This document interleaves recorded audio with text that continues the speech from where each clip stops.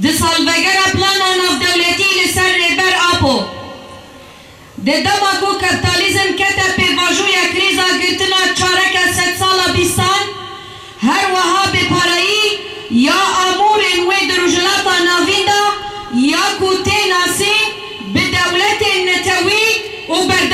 بردوامی پلانان داکو رسرکرنا خال سر رجلاتا ناوین و چانداوی بکه و به تایبت رسرکرنه لسر اتنیگاری مزبوطانیا و گلی وی بکه راپرین سید رزا و بدار ذکرنا وید سال 1937 ده و اخسنا کمارا محبات داگر دو صاحبونا گر کرد گهیشت آستکه کوبو گنگشیا گلک جواکو ولاتن دی کپتالیزم هیدا گلک کرد جبوکو هبونا خواتا کس بکن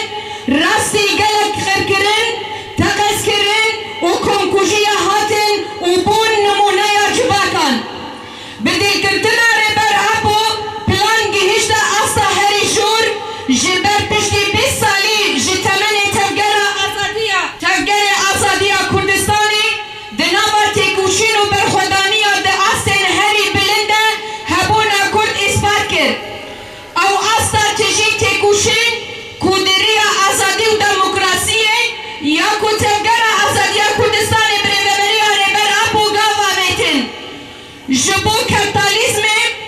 هات وتایا درکتنا دوزا کرد و کردستانی جبن کنترلاوی یعنی کو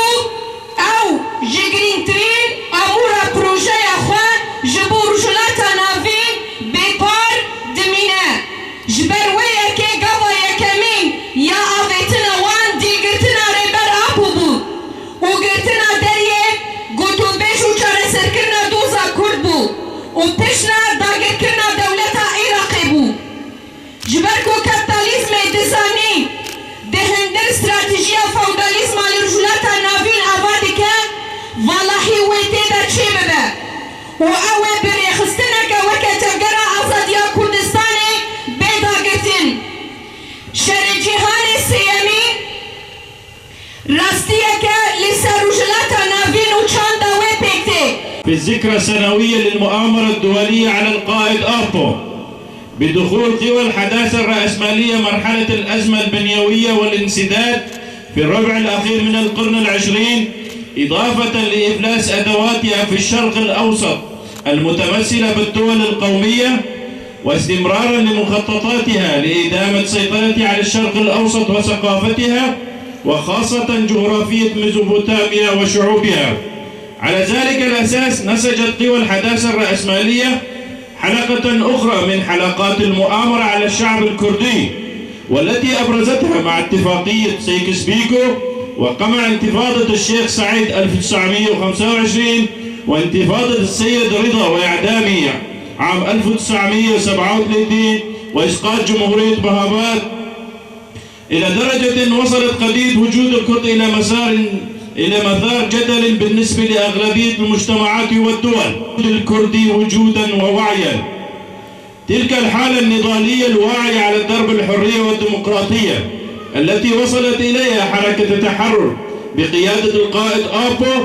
كانت تعني بالنسبة للحداثة الرأسمالية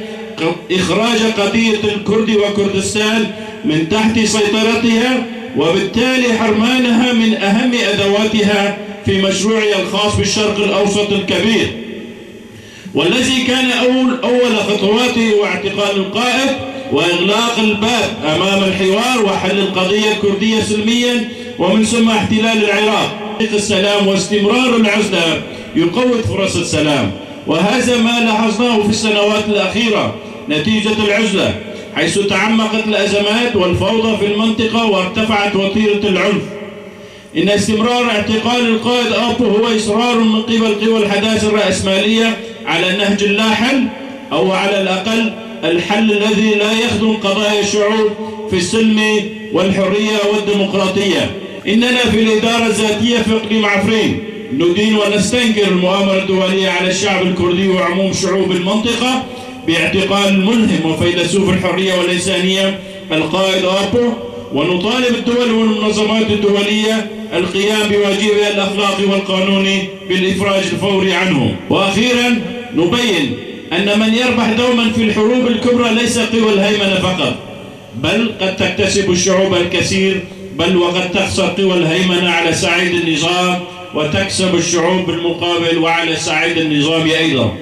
الخزي والعار لقوى المؤامرة، المجد والحرية لمناضلي الحرية والسلام، المجد والحرية لمناضل الإنسانية القائد آبو بسروق جيان نابي.